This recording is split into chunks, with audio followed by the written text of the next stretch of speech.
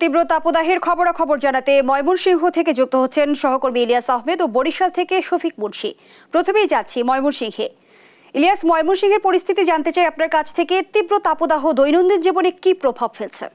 ধন্যবাদ। তীব্র তাপদাহের মাধ্যমে কিন্তু আজকে স্কুল কলেজ সহ বিভিন্ন শিক্ষা প্রতিষ্ঠান আজকে খোলা হয়েছে। অর্থাৎ আমরা দেখেছি সকাল থেকেই শিক্ষার্থীরা কিন্তু তারা তাদের শিক্ষা প্রতিষ্ঠানগুলোতে এসেছে এবং নির্ধারিত সময়ের আগেই কিন্তু অনেক শিক্ষা প্রতিষ্ঠান ছুটি দেওয়া হয়েছে। অর্থাৎ তাপপ্রবাহ বেশি থাকায় সেই শিক্ষা প্রতিষ্ঠানগুলো কিন্তু ছুটি দেওয়া হয়েছে এবং আমরা বিভিন্ন জায়গায় দেখেছি যে শিক্ষার্থীরা বিশেষ করে তারা কিন্তু অস্বস্তি প্রকাশ করেছে এবং তাদের যে অভিভাবক রয়েছে তারাও কিন্তু কিছুটা চিন্তিত ছিলেন। অর্থাৎ প্রচণ্ড তাপদাহের মধ্য দিয়ে এই শিক্ষা প্রতিষ্ঠানে চালু হয় তারা কিন্তু বেশি চিন্তিত এবং আমরা দেখেছি বিভিন্ন শিক্ষার্থীরা তারা যে শিক্ষা প্রতিষ্ঠানে এসেছেন তারা কিন্তু ছাতা এবং পানি নিয়ে তারা সঙ্গে নিয়ে তারা কিন্তু শিক্ষা প্রতিষ্ঠানগুলোতে এসেছিলেন। এছাড়াও ময়মনসিংহের ফুলবাড়িয়া উপজেলায় একজন মাদ্রাসার শিক্ষার্থী কিন্তু প্রচণ্ড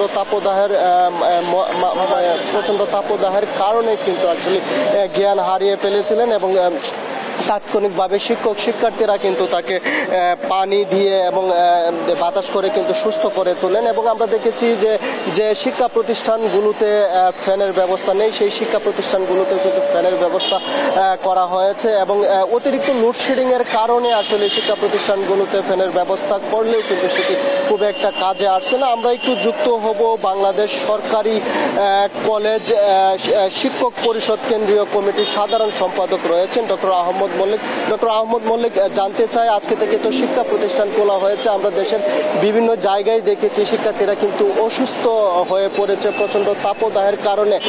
আসলে এইভাবে কলেজ কি চালু থাকবে কিনা এবং আপনারা কি চিন্তা ভাবনা করছেন? অসংখ্য ধন্যবাদ। আসলে বর্তমান সরকারের শিক্ষা মন্ত্রক সরকার, এই সরকারের উদ্যোগগুলো অত্যন্ত প্রশংসনীয়। এই ছাত্রদের শিক্ষার্থীদের বৃহত্তর স্বার্থে স্বাস্থ্য ঝুঁকি কমাতে এখানে যে এক সপ্তাহ বন্ধ দেওয়া হয়েছিল অতিরিক্ত গরমের কারণে, সেটাকে আবার ওপেন হয়ে গেছে। তো ওপেন খোলা হইলেও গরমের তাপমাত্রা কমেনি। তাপমাত্রা না কমায় ইতিমধ্যে শোনা যাচ্ছে যে অনেক জায়গাতে এই কোমলমতি শিশুরা এবং শিক্ষার্থীরা অসুস্থ হয়ে যাচ্ছে। তো সরকারের কাছে আমরা বলবো যে বিষয়টি আবার বিবেচনা করার জন্য, যে গরম না কমা পর্যন্ত ছুটি আরও বর্ধিত করা যায় কিনা, পাশাপাশি মর্নিং শিফটের কোনো চিন্তা ভাবনা করা যায় কিনা সেটা ভাবা যেতে পারে। তো আমাদের দাবি হলো যে আসলে শিক্ষার্থীদের এই যেভাবে যে সেন্স হয়ে যাচ্ছে বা অনেকেই এক ধরনের অসুবিধা ভোগ করছে, তো সেটাকে যেভাবে কাটিয়ে ওঠা যায়, ছুটিটা আর একটু বর্ধিত করা যায় কিনা সেই ব্যাপারে আমরা আহ্বান জানাচ্ছি। ধন্যবাদ। আসলে শুনছিলেন যে শিক্ষক নেতা ডক্টর আহমদ মল্লিক, তিনি কিন্তু বলছিলেন যে যেহেতু প্রচণ্ড তাপদাহ এখনো পর্যন্ত বিরাজমান, সেই বিষয়টি লক্ষ্য রেখে সরকারকে কিন্তু তিনি দাবি জানিয়েছেন যে ছুটি আরও বর্ধিত করা যায় কিনা, অর্থাৎ শিক্ষা প্রতিষ্ঠান গুলোতে ছুটি আরও বৃদ্ধি করা যায় কিনা সেই বিষয়টি কিন্তু বলছিলেন। আমরা আজকে কিন্তু শিক্ষার্থীদের অভিভাবক যারা আছেন তাদের সঙ্গেও আমরা কথা বলেছিলাম। তাদেরও একটাই দাবি হচ্ছে যে আরো কিছুদিন হয়তো শিক্ষা প্রতিষ্ঠানগুলো যদি বন্ধ থাকতো তাহলে এই যে শিক্ষার্থীদের ভোগান্তি, অর্থাৎ তাদের যে দুশ্চিন্তা শিক্ষার্থীদেরকে নিয়ে, সেই অন্তত দুশ্চিন্তা হলেও কিছুটা হলেও কেটে যেত। সেই দাবিগুলো কিন্তু বিশেষ বিবেচনায় নেওয়ার জন্য অভিভাবক সহ শিক্ষা সংশ্লিষ্ট যারা রয়েছেন তারা কিন্তু সরকারের প্রতি দাবি জানিয়েছেন। এই ছিল আমার কাছে ময়মনসিংহ থেকে তাপদাহের পরেও যে আজকে শিক্ষা প্রতিষ্ঠান খোলা হয়েছে তা নিয়ে সর্বশেষ তথ্য। দর্শক, এই বিষয়ে জানতে আমরা এখন চলে যাব বরিশালে, সেখান থেকে যুক্ত হবেন আমাদের সহকর্মী শফিক মুন্সি।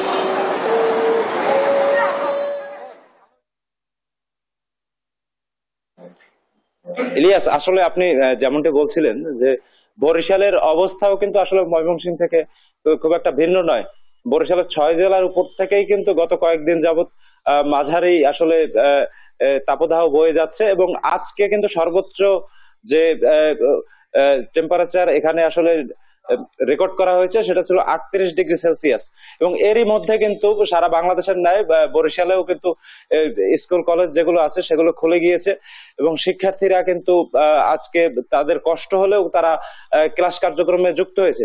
আমরা কিন্তু সকালে ছিলাম বরিশাল জেলা স্কুলে, এবং সেখানে দেখেছি কিন্তু যে ক্লাস করতে এসে কিন্তু একাধিক শিক্ষার্থীরা অসুস্থ হয়ে পড়েছে। তবু স্কুল কর্তৃপক্ষ যারা, তারা আর কি আমাদেরকে বলেছে যে শিক্ষার্থীরা যেন একটু স্বাচ্ছন্দ্যে এবং স্বস্তিতে আসলে ক্লাস করতে পারে, সে ব্যাপারে কিন্তু তারা বিভিন্ন ধরনের পদক্ষেপ নিয়েছে। ফ্যানগুলো সবসময় সচল রাখার ব্যাপারে তারা সচেষ্ট রয়েছে, এবং সুপেয় পানি বারবার আসলে খাবার জন্য তারা বলেছে। তবে গ্রামের স্কুলগুলোই কিন্তু আসলে একটু চিত্রটা ভিন্ন ছিল। তো এই আসলে এই তাপদাহে শিক্ষার্থী যারা আছে, শিশু কিশোর যারা আছে, তারা আসলে কিভাবে খুব আসলে শিক্ষা কার্যক্রমের ভিতর নিজেদেরকে মানিয়ে নিতে পারে এবং কিভাবে আসলে সুস্থ থাকতে পারে, সে ব্যাপারে আমরা একটু পরামর্শ নেব একজন চিকিৎসকের কাছ থেকে। আমাদের সাথে যুক্ত হবেন বরিশাল বিশ্ববিদ্যালয় medical officer doctor Tanzin Hossain. আপনি আমাদেরকে বলবেন যে এই মৌসুমে এই তীব্র তাপদাহে শিশু কিশোর যারা আসলে স্কুল যাচ্ছে আর কি, কলেজে যাচ্ছে, তারা সুস্থ থাকার ব্যাপারে আপনার পরামর্শ কি? জি, ধন্যবাদ আপনাকে। আসলে এখন সারা বাংলাদেশেই তীব্র তাপদাহ চলছে, সেক্ষেত্রে আমাদের সন্তানদের স্কুল খুলে গিয়েছে। এই সময়টাতে সন্তানদের দিকে আমাদের খুবই নজর দিতে হবে। তাদের যে স্কুল ড্রেসটি জানি ঢিলে ঢালা হয় এবং হালকা কালারের সেই স্কুল ড্রেসগুলো পরে তারা যাবে, এবং তারা জানি পর্যাপ্ত পানি পান করে, সেই বিষয়ে তাদেরকে আমাদের বলে দিতে হবে। এবং শিক্ষকদের সাথেও আমাদের সেই কানেকশনটি রাখতে হবে যে ক্লাসের ভিতরে জানি শিক্ষার্থীরা ঠিকঠাক মতো পানি পান করে, বা তার শরীর খারাপ লাগে সে জানি তার শিক্ষককে জানায় যে আমার শরীরটা খারাপ লাগতেছে, এবং সেই অনুযায়ী ব্যবস্থা নিতে হবে। জি, ধন্যবাদ আপনাকে। আমরা আসলে যেমনটি জানছিলাম যে শিক্ষার্থী যারা আছে তারা শিক্ষা কার্যক্রমে ক্লাস কার্যক্রমে অংশগ্রহণ করার ব্যাপারে যেন কিছু পদক্ষেপ গ্রহণ করে, সে ব্যাপারে কিন্তু চিকিৎসকরা জানিয়েছেন। এই ছিল আমার কাছ থেকে বরিশালে এই তাপদাহের মধ্যে শিক্ষার্থীদের স্কুল কলেজ খুলে যাওয়া এবং এই ব্যাপারে সর্বশেষ খবর। শফিক মুন্সি এবং ইলিয়াস আহমেদ, আপনাদের দুজনকে ধন্যবাদ জানাচ্ছি। দর্শক, ময়মনসিংহ এবং বরিশাল থেকে তাপদাহের খবরাখবর নিয়ে যুক্ত ছিলেন সহকর্মীরা।